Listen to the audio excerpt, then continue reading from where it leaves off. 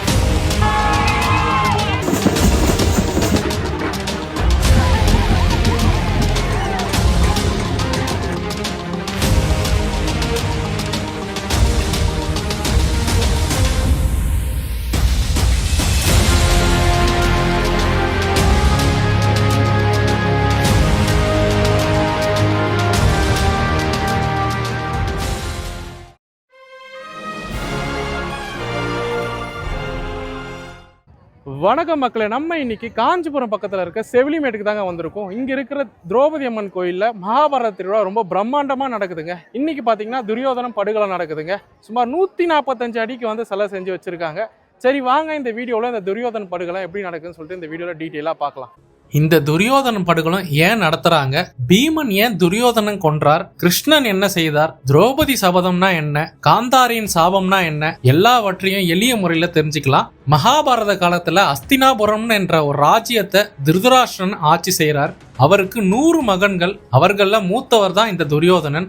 மறுபுறம் பாண்டு மன்னர், அவர்களுடைய மகன்களான தர்மர், பீமர், அர்ஜுனன், நகுலன், சகாதேவன் ஆகிய 5வரும் பாண்டவர்கள்னு அழைக்கப்படுறாங்க. சிறு வயதிலிருந்தே துரியோதனனுக்கு பாண்டவர்களை பார்த்தாலே பொறாம. குறிப்பாக பீமனின் பலத்தையும் அர்ஜுனன் வீரத்தையும் துரியோதனால தாங்கி கொள்ளவே முடியவில்லை. பாண்டவர்களுக்கு மக்கள் மத்தியில நல்ல பெயர். துரியோதனன் அவர்களை அழிக்க பல சூழ்ச்சிகள் செய்தாரு. விஷம் கொடுக்க முயன்றான், அரக்கு மாலைகள் எரித்து கொள்ள முயன்றான். ஆனால் ஒவ்வொரு முறையும் பாண்டவர்கள் தப்பித்து விடுறாங்க. துரியோதனன் தன்னோட மாமாவான சகுனியோட ஐடியாவில பாண்டவர்களை சூதாட அழைத்தான். அவங்களோட சூழ்ச்சினால தர்மர் தன்னோட நாடு, செல்வம், தம்பிகளையும் சூதாட்டத்தினால இழந்ததுக்கு அப்புறமும் திரௌபதியும் பந்தயத்துல வச்சு தோத்துறாரு.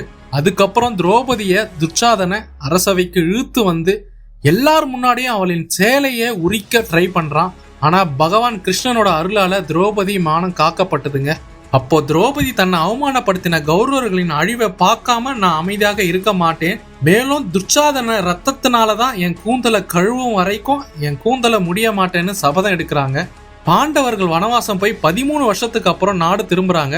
அப்போ உலகமே கண்ட மிகப்பெரிய குருஷேத்திர போர் 18 நாட்கள் நடக்குதுங்க. அதுல பீஷ்மர், துரோணர், கர்ணர், கௌரவர் படையே அழிந்து துரியோதனன் மட்டும் கடைசியில உயிரோட இருந்தான். அப்போ பீமனுக்கும் துரியோதனுக்கும் கதாயுத போர் பல மணி நேரம் நடக்குதுங்க. அப்போ பீமன் துரியோதன் தொடையில அடிச்சு துரியோதனன் இறந்து போறான். இதுதான் துரியோதனன் படுகலம்னு சொல்லப்படுது. என்னதான் துரியோதனன் ஒரு சக்கரவர்த்தியா இருந்தாலும் தப்பு பண்ணா தண்டனை அடைஞ்சே தீரணும்னு நமக்கு புரியுதுங்க.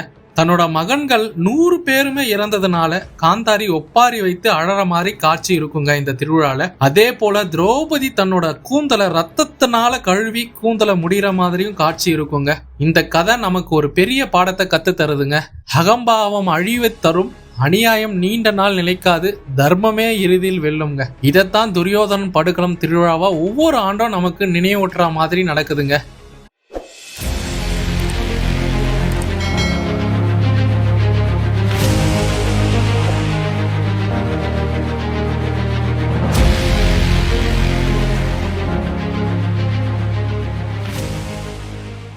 அருள்மிகு சிவலிங்கமேடு என்கிற செவிலிமேடில் அமைந்துள்ள அருள்மிகு திரௌபதி அம்மன் தர்மராஜா உடலுறை திருக்கோவிலில் அக்னி வசந்த விழா 32 நாட்களாக நடைபெற்று வெகு சிறப்பாக பொதுமக்கள் ஆதரவுடன், செவிலிமேட்டு பக்தர்களோட ஆதரவுடன் இங்கே நல்லா சிறப்பாக நடந்து கொண்டு வருகிறது.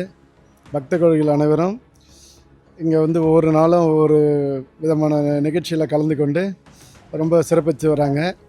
இங்கே இந்த அக்னி வசந்த விழா வந்து தமிழ்நாட்டிலே ரொம்ப சிறப்பான ஒரு இந்த சிவலிங்கமேட்டில் வந்து இந்த திரௌபதி அம்மன் கோவிலில் வந்து ரொம்ப பிரசித்தி பெற்ற ஒரு திரௌபதி அம்மன் கோவிலாக விளங்கி வருகிறது. இங்கே வந்து எப்படின்னா காஞ்சி மாநகரம்னு சொன்னாலுமே வந்து ஆன்மீகத்துக்கு உண்டான ஒரு நகரமாக வழங்கக்கூடியது.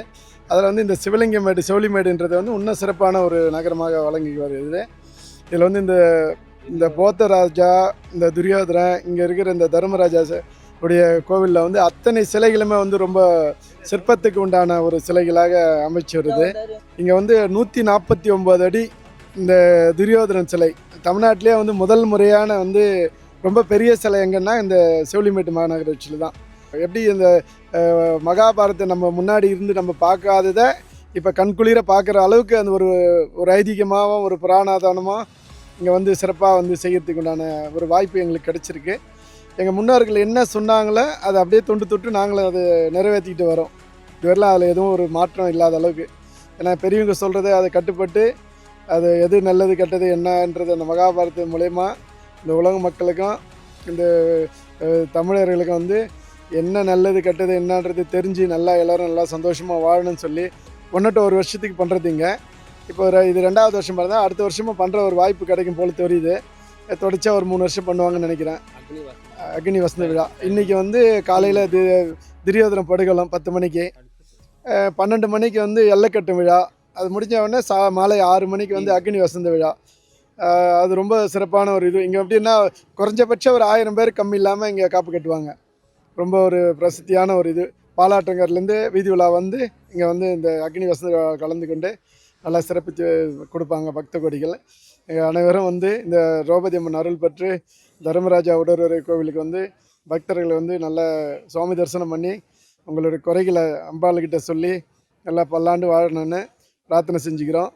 சிவாய நம, சிவகிருபை.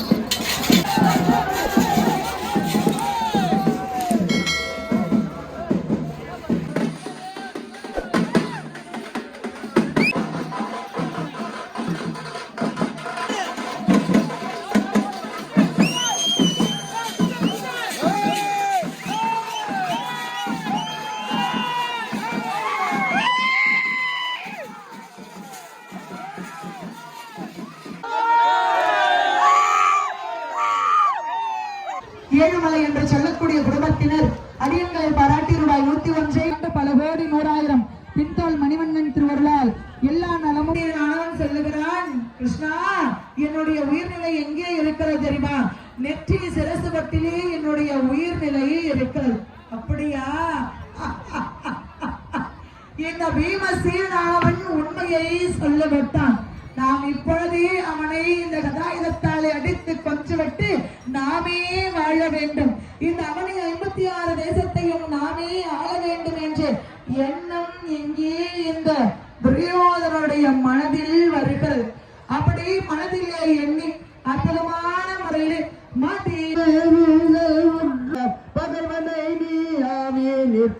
என்ன நல்ல நேரத்தில் செவிலிமேற்கு ஒப்பமுக நீ வேல்முருகன் நாயக்கர் நீ சதாரிக்கு 50 ராஜமேலத்துக்கு 50 500 ரூபாய் தடைமுறைந்த வேகரான் என்று சொல்லி இதோடு அது எங்கள் சொற்பொழிவை நிறைவு செய்கிறோம்.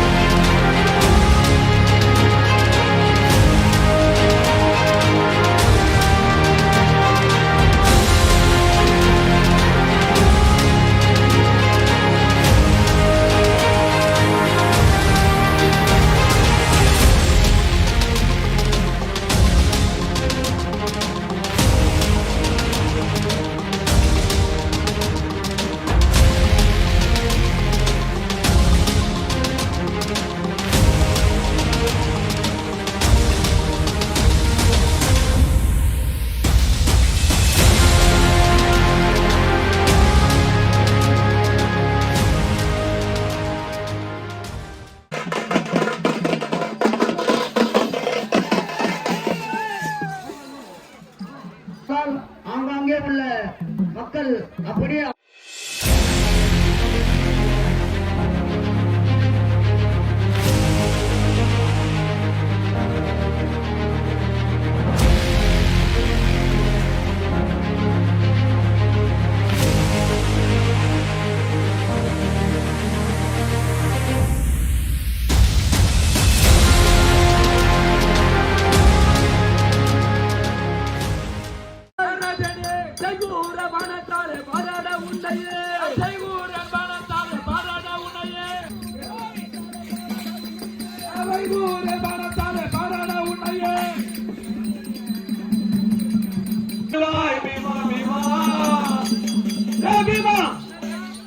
இந்த சபையாரி சாட்சாக இந்த பூமாதிகாரி சாட்சாக இங்கே அக்னிவாதி சாட்சாக இந்த செவிலிவாடி கிராமத்தின் சாட்சாக என்னுடைய உயிர் நெத்தியதானாகிறி இதுவே சத்தியம் சத்தியம் சத்தியம் அச்சுதானந்தா அருள்மாதே தேவா தேவா நீ சாவத்துக்கான இவ்வளவு மக்கள் வந்துடுறாங்க.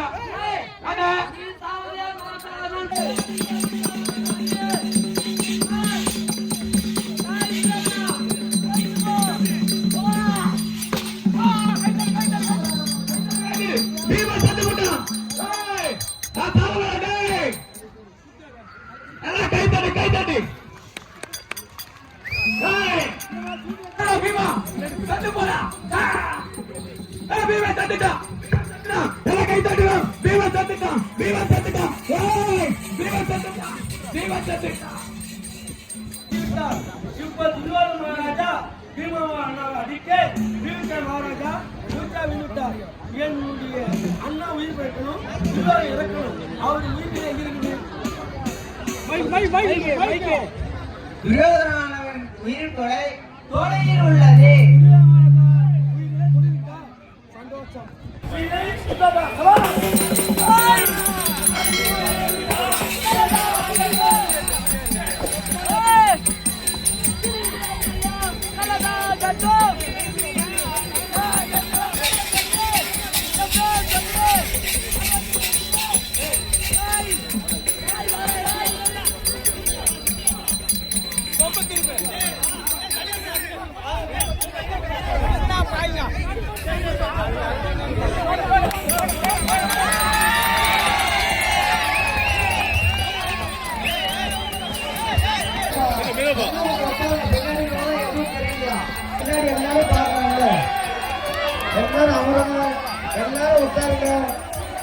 யாரும் நிக்க வேணாம், அப்படியே உட்காருங்க.